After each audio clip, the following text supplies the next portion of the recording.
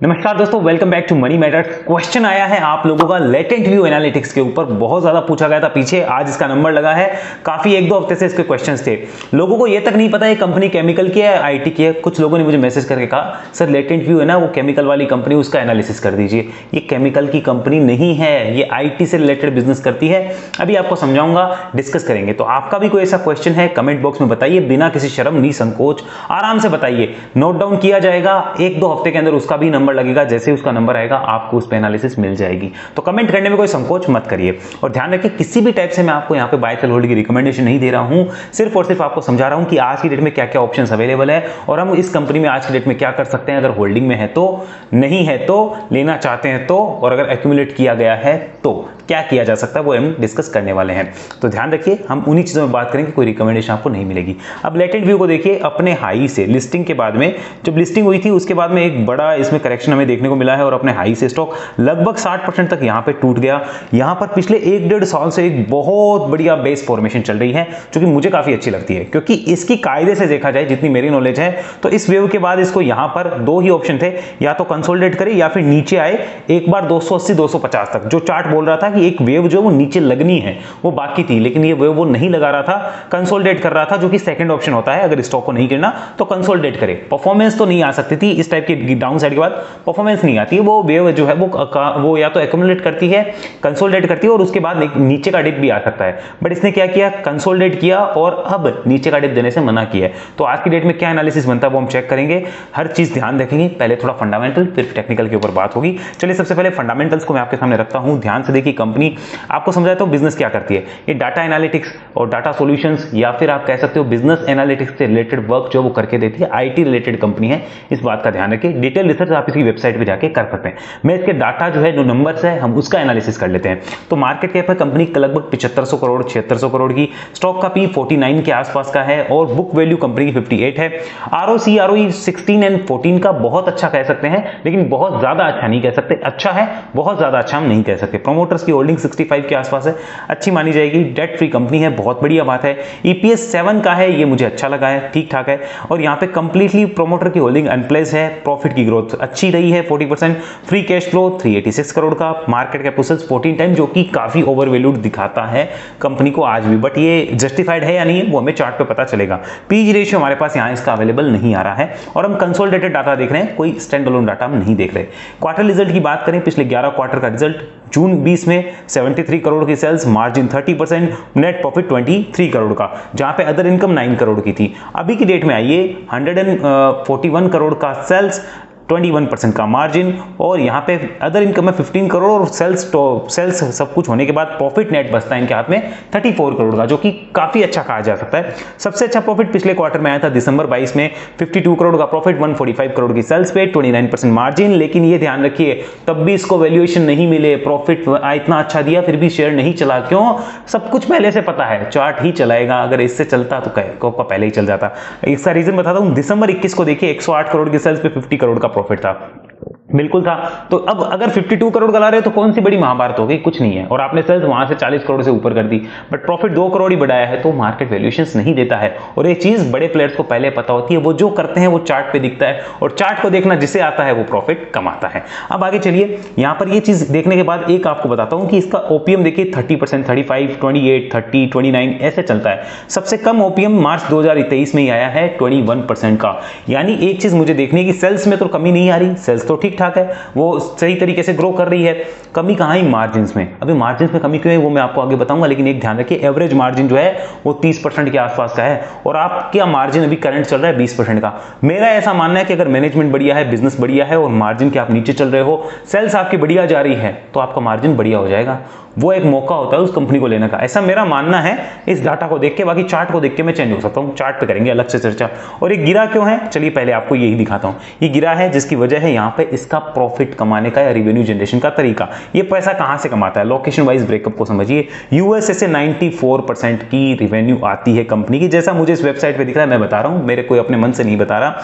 94% की रेवेन्यू वहां से। इंडिया से 2% की रेवेन्यू है। यूएसए में जो हालात थे अभी, वो पता है ना आपको क्या थे, वहां पे क्या हुआ था आप लोगों को पता है, रिसेशन, इन्फ्लेशन सब कुछ हुआ है, आपको पता है वहां पे।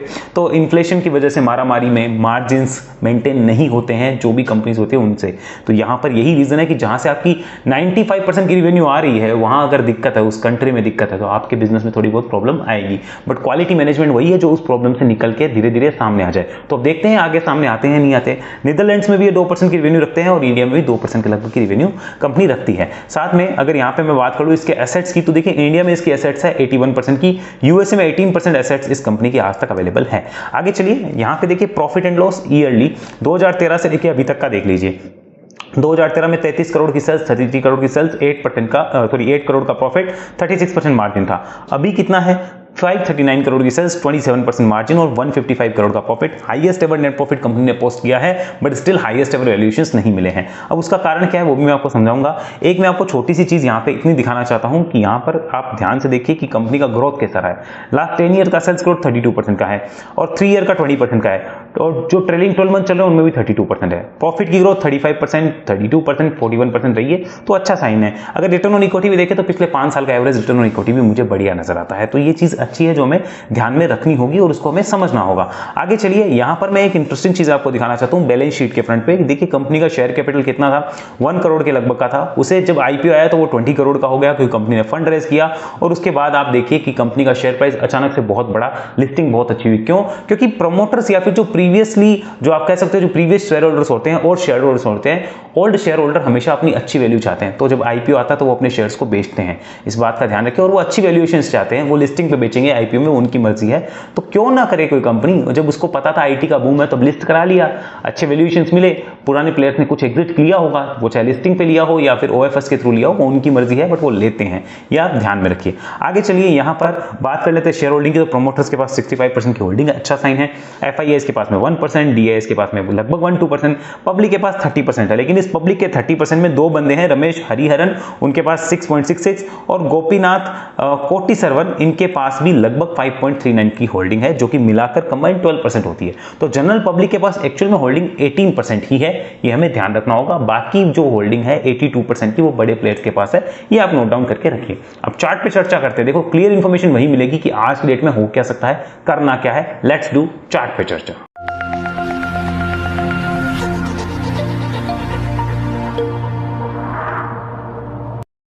अब हम आ गए हैं लेटेंट व्यू के चार्ट पे। देखिए एक सिंपल सी चीज आपसे पूछना चाहता हूं, इस चार्ट को देखिए। स्टॉक अपने हाई से, जैसा कि आपको दिख ही रहा है, 60% टूट गया, बहुत अच्छी बात है।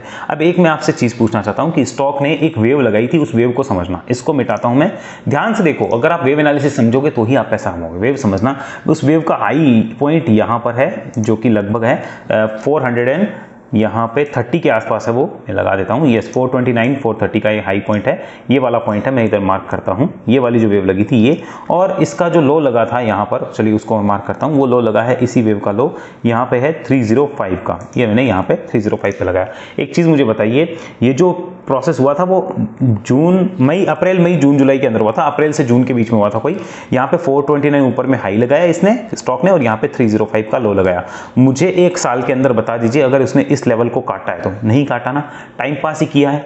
बहुत कॉमन सी चीज है कि टाइम पास ही किया है। कोई 10वीं क्लास का बच्चा भी बता देगा हाँ टाइम पास किया है। तो अब मैं एक चीज पूछता हूँ, जब 1 साल के हाई और लो कटेंगे तो शेयर में मूव आएगा कि नहीं आएगा? आप बताइए, कुछ सोचिए। इन वेव्स को समझना सीखिए, ऐसे खाली चार्ट पे कुछ समझ में नहीं आएगा। जब आप वेव एनालिसिस को सीखते हो, समझते हो, तब वो चीजें समझ में आती है। सीखने के लिए कांटेक्ट कर लीजिए, नीचे डिस्क्रिप्शन नंबर मिल जाएंगे।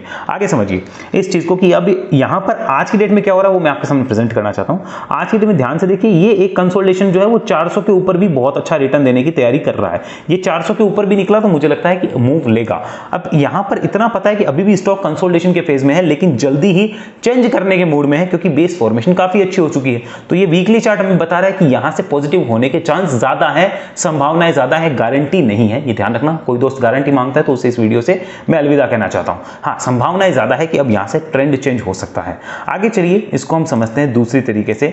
इसको हम करते हैं कन्वर्ट मंथली चार्ट पे। मंथली चार्ट पे भी ध्यान से समझिए, गौर से देखिए इसको। अगर काइंड ऑफ डबल बॉटम जो है मंथली चार्ट पे आपको यहां पे नजर आएगा। एक काइंड ऑफ डबल बॉटम है, एग्जैक्ट डबल बॉटम मैं इसको नहीं कह सकता, बट एक काइंड ऑफ डबल बॉटम यहां पे मुझे बनता हुआ ऐसे नजर आ रहा है। और यहां से स्टॉक स्टॉक पिछले कई महीनों के हाई जो कि लेवल है यहाँ पर, ये वाला जो लेवल है ये कई महीनों बाद टूटेगा 378 390 का, ये 380 का ये लेवल अगर तोड़ता है स्टॉक तो एक तेजी की संभावना और गेट खुलने का संकेत हमें मिल रहा है, इतना हमें पता होना चाहिए इस चार्ट पे। आगे चलिए, ये मंथली चार्ट भी देखा तो मंथली चार्ट भी यहाँ पे बुलिश होने के इंडिकेशन दे रहा है और उसकी संभावना ज्यादा है, दिए नहीं है, दे रहा है और उसकी संभावना ज्यादा है। आगे समझिए, इसको कन्वर्ट करते हैं हम डेली चार्ट पे। Have a look at the daily chart. अब डेली चार्ट पे तो ये कंडीशंस जो है वो सारी की सारी एज इट इज अप्लाई होके संभावनाओं के साथ साथ इंडिकेशन भी आने शुरू हो चुके हैं डेली चार्ट पे कि ये इन लेवल्स का ब्रेकआउट करके निकलने को तैयार खड़ा है। इमीडिएट हर्डल 400 है, उसके बाद में दूसरा हर्डल 425-30 के आसपास है, 425-30 का होगा। तो पहला हर्डल कितना, 400, दूसरा आप 425 लिख लीजिए, 425-30 का हर्डल है, आप 425 लिख लीजिए ताकि आपको ध्यान में रहे कि ये दो हर्डल इस चार्ट पे है। अगर इस वेव का हाई कटा तो फिर स्टॉक में और मोमेंटम बनेगा और मोमेंटम पकड़ने की कोशिश स्टॉक कर सकता है। तो ट्रेडर्स के लिए अपॉर्चुनिटी भी नजर आ रही है, इन्वेस्टर्स के लिए भी यहां कुछ दिख रहा है। आगे समझिए, ये तो हुआ डेली चार्ट के बाद। स्टॉक के लिए इमीडिएट सपोर्ट जो है वो यहां पर होगा लगभग 340 के आसपास। देखिए इस लाइन पे, मैं यहां पे लाइन लगा देता हूं, 340 का जो है ये इमीडिएट यहां पे सपोर्ट होने वाला है स्टॉक के लिए। इस बात का भी हमें ध्यान रखना होगा, उसके हिसाब से हमें कोई प्लानिंग अपनी करनी है तो हम कर सकते हैं। तो इतना क्लियर है कि 340 के नीचे बुल्स वीक हो जाएंगे और 380 के ऊपर बुल्स स्ट्रांग होकर इसको 400 और 425-30 की तरफ ले जाने की कोशिश करेंगे। बुल्स का काम है वो करना चाहेंगे, लेकिन इसके होने की संभावना कितनी है वो समझिए। उसके लिए मैं करता हूं आपके सामने कन्वर्ट यहां पर 200 दिन का मूविंग एवरेज। तो अब ध्यान से देखिए, स्टॉक लिस्ट हुआ है तब से लेकर अभी तक का पूरा चार्ट मैंने आपके सामने प्रेजेंट किया है। जब से लिस्ट हुआ है तब से लेकर अब तक का पूरा चार्ट है, ध्यान से देख लीजिए। एक बार भी जब से 200 डेमा बना है उसके बाद उसके ऊपर आने की कोशिश भी नहीं हुई, अटेम्प्ट भी नहीं हुआ।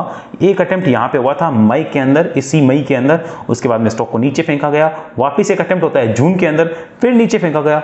अब तो जुलाई में तो ये ब्रेकआउट करने के लिए तैयार खड़ा है, ये तो सीना तान के खड़ा है कि मैं तो ब्रेकआउट करूंगा, जिससे जो होता है वो कर लो। ऐसा ये चार्ट बोल रहा है, मैं नहीं बोल रहा हूं, मेरी क्या मजाल है भैया। देखिए ध्यान से, ये एकदम तैयार खड़ा है कि अब मैं यहां से निकलूंगा ही निकलूंगा, ये ऐसा बोल रहा है। लेकिन ये कौन बोल रहा है, बुल्स बोल रहे हैं कि मैं इसको ऊपर लेके जाऊंगा ही जाऊंगा। बट बुल्स वीक कब हो जाएंगे, 340 के नीचे। तो 340 का नीचे का लेवल ध्यान रखना है। ऊपर में बुल्स इसको कहां ले जाना चाहते हैं, 400 और 425 के लेवल पे बुल्स इसको ले जाना चाहते हैं। इतना आप नोट डाउन करके रखिए। आइए इंटरेस्टिंगली एक चीज और दिखाता हूं, उसके लिए हम चलते हैं यहाँ पे वीकली चार्ट पे। Have a look at the weekly chart और ध्यान से इसको समझेंगे तो आपको पता चलेगा ये होता है 50 हफ्तों का मूविंग एवरेज, 50 हफ्तों का एक्सपोनेंशियल मूविंग एवरेज। तो इसको भी काटने की तैयारी है। तो ये भी आपको यहाँ पे डायरेक्टली कटता हुआ नजर आ रहा है कि ये 50 हफ्तों में जो भी 50 हफ्तों का एवरेज है उसके अंदर पहली बार ये 50 हफ्तों के एवरेज के ऊपर आएगा। साथ में ध्यान दीजिए कि जब लास्ट अटेम्प्ट करके यहाँ फेंका था तो इस स्विंग हाई को काटने ये वापिस आ रहा है। तो एक अटेम्प्ट अच्छा है। पिछले कई महीनों से देखिए हो क्या रहा है यहाँ पे, ताकि आपको एक क्लियर आइडिया लग जाए दोस्तों कि पिछले कई महीनों से यहाँ पे चल क्या रहा है। देखिए मैंने यहाँ पे लगाया ये लेवल, यहाँ पर पिछले कई महीनों से स्टॉक के अंदर देखिए बार बार जो बन रहा था यहाँ पे वो बन रही थी दोजी कैंडल्स। आप ध्यान से अपनी स्क्रीन पे देख पा रहे होंगे कि बार बार यहाँ पर देखिए दोजी पे दोजी कैंडल्स बनाया जा रहा था। ये दोजी पे दोजी कैंडल बन रही थी और अब की बार जो कैंडल बनी वो बुलिश बनी है और इसको काटने की तैयारी हमें नजर आ रही है। तो इतनी दोजियां बनने के बाद यानी रिकवरी कैसे आई है उसको ध्यान से देखिए। मैं इसको मिटाता हूं यहाँ पर, have a look at recovery sign. यहाँ पर देखिए ये गिरने के बाद रिकवरी कैसे आई, doji doji doji doji doji doji, ये कंटिन्यूअसली दोजी बन रही थी। एक छोटी सी बुलिश बनी ग्रीन कैंडल, इसको मिटाया तो फिर एक देखिए बड़ी बुलिश ट्रेंड कैंडल बन गई और ये ऊपर ले जा रही है। ये साइन होता है कि जो सेलिंग प्रेशर इस वेव का था कंप्लीटली ऑब्जर्व या फिर आप कह सकते हो एब्जॉर्ब हो चुका है, उसका काम हो चुका है। अब अगर ये निकलता है तो यहां से तेजी में निकल सकता है, इस बात का हमें ध्यान रखना होगा। ऐसा मुझे लगता है बुल्स यहां पे तेजी से एक्टिव होने वाले हैं, हो सकते हैं बहुत जल्दी। इस बात को नोट डाउन करके आप रख सकते हो लेटेंट व्यू के लिए। लेकिन इंडिकेशन कब आएंगे, जब इसका ब्रेकआउट आ जाएगा। वो लेवल है 378 380 का, 380 के ब्रेकआउट पे ही होगा।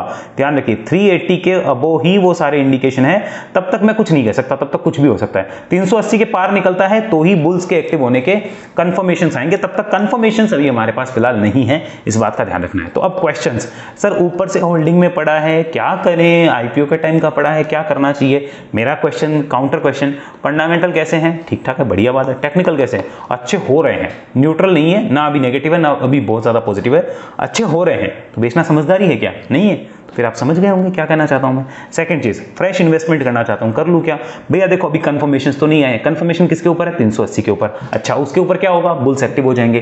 तो फिर बुल्स वीक कब होंगे? 340 के नीचे। तो 380 के ऊपर अगर बुल्स एक्टिव होते तो कहां तक जाएंगे भाई? 400 और 425-30 तक जाने की संभावना है। तो ट्रेडर्स को अपना आंसर मिल जाता है कि उनको क्या करना चाहिए। डिसाइड खुद को ही करना है अपने फाइनेंशियल एडवाइस से पूछ के, ये आप ध्यान रखें। तो ट्रेडर्स को भी यहां आंसर मिल गया, बुल्स कब एक्टिव होंगे और क्या होगा वो समझ में आ गया। तीसरा क्वेश्चन, जिनके पास एक्यूमुलेट किया हुआ है मानो इसी रेंज के आसपास का, वो क्या करें? वो भी इसी बात का ध्यान रखें 340 के नीचे बुल्स वीक हैं, तब तक बुल्स वीक नहीं है। तो अपनी प्लानिंग करनी है तो कर सकते हैं, बाकी देखो जिसका पैसा मर्जी उसकी, और अपने फाइनेंशियल एडवाइस से पूछ के ही आप काम करें।